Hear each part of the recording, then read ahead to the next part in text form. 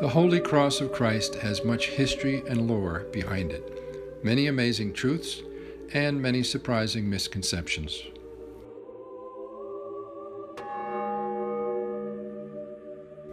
Archaeological excavations begun in 1960 reveal that the Mount of Golgotha was part of an ancient quarry in use as early as the 7th century BC. Within that quarry, the Rock of Golgotha was a section of rocky ground that was not used, probably because of the mediocre durability and quality of the chalky rock, thus fulfilling the psalmist's prophetic words, "The stone the builders rejected has become the chief cornerstone."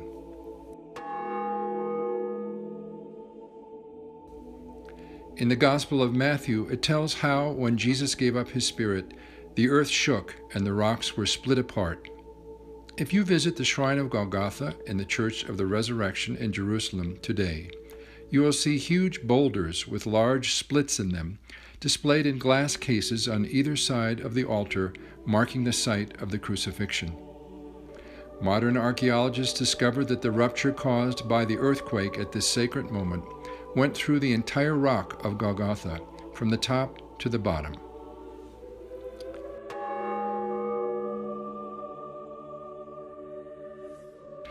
In 1977, a double-cave tomb was discovered only 3 meters directly below the present shrine of the crucifixion. The cave tomb had been turned into a place of worship by Christ's followers, possibly even his disciples, which showed evidence of being plastered and decorated with mosaics sometime in the 1st century. This is the most ancient chapel in Christian history.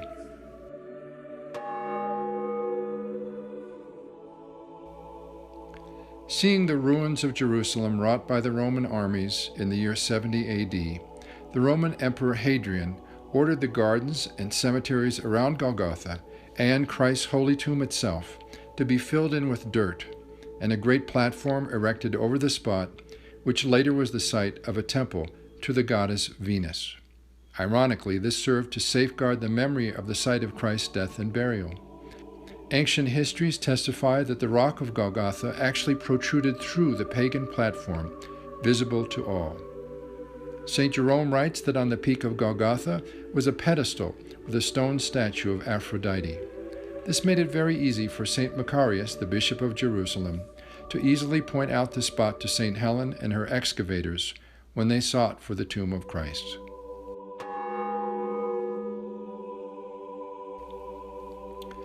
Commissioned and funded by her son, St. Constantine, the Emperor of Byzantium, St. Helen embarked on a mission to the Holy Land in the year 326 to restore the Christian holy places and recover the important relics of Christianity.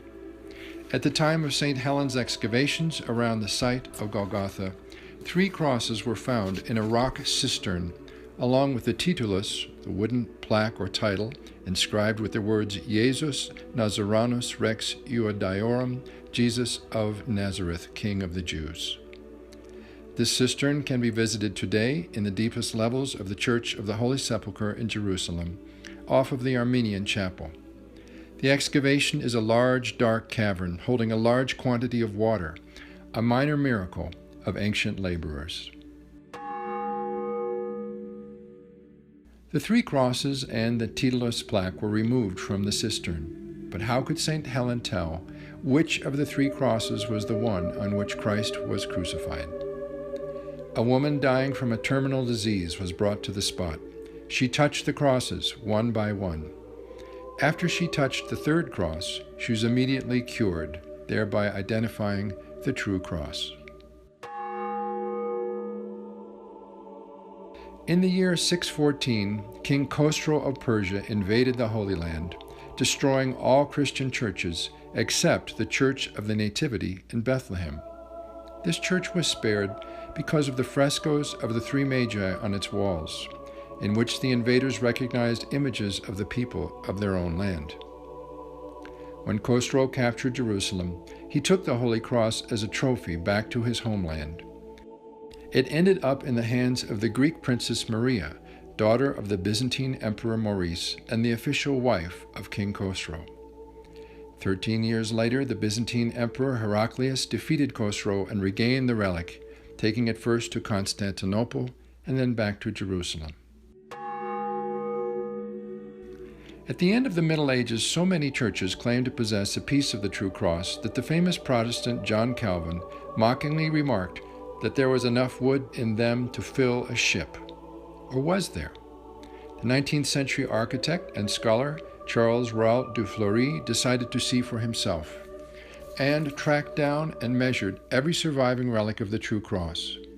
Estimating the weight and size of the cross, calculating the volume of wood, he then calculated the total mass of all the relics he inventoried, plus a generous allowance for fragments that were in private hands or otherwise hadn't come to his attention.